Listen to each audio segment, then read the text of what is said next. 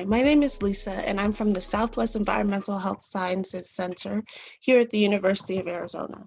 This activity is called the Radish Seed activity. It comes with a presentation, materials list, and an activity sheet. This activity teaches students the scientific method and the difference between a man-made and a natural toxic substance. We also go into the definitions of toxicology and how that overlaps into many different fields and what toxicity is. So we're going to go ahead and I'm going to share my screen and we're going to show the presentation.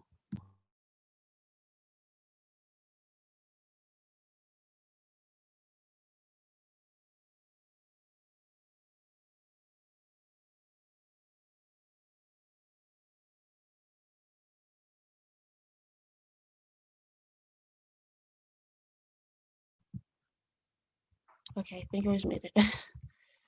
We have our Radish Seed activity presentation here.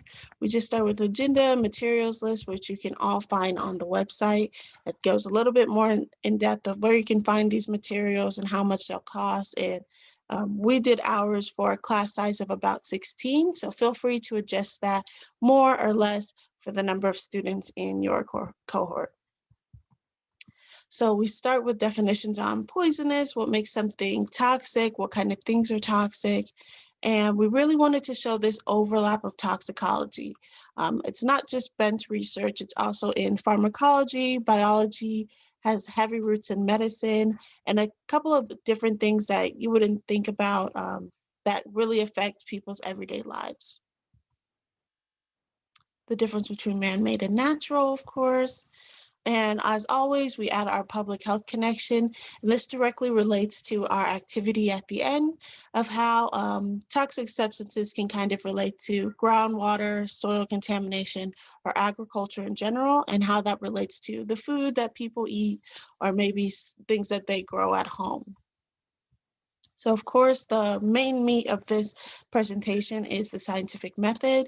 We want to get students, asking questions, doing this kind of background research by themselves, creating a hypothesis, and then after the experiment is done, deciding if their hypothesis was correct or if it needs to be adjusted in any way, kind of analyzing their results.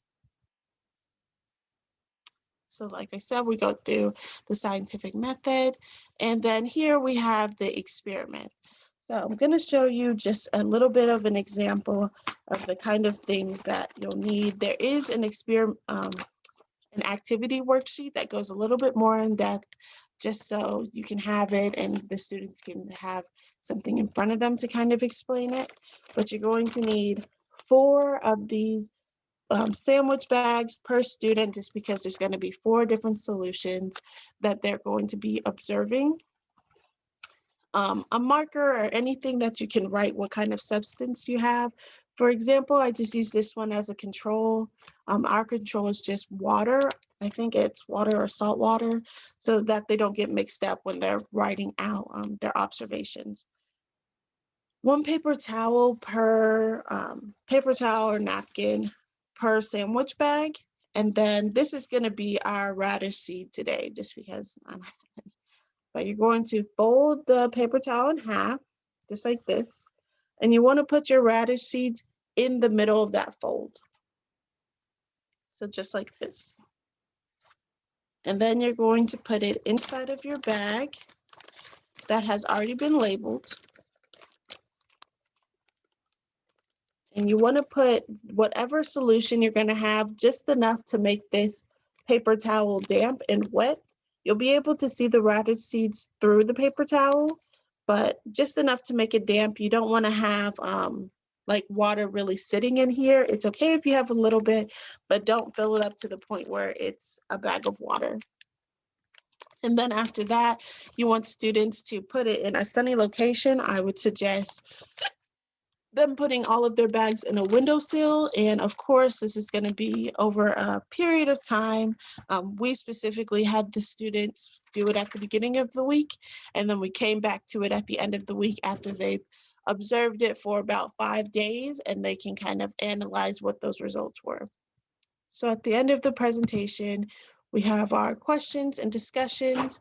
And like I said before, there's going to be this Radish Seed experiment activity worksheet that's also provided on the website, has all of the substances that we use, kind of step-by-step instructions and pictures. And here's where students will record their kind of observations for each bag. A couple of questions that we'd like them to answer just gets helps them to kind of digest what we just went through.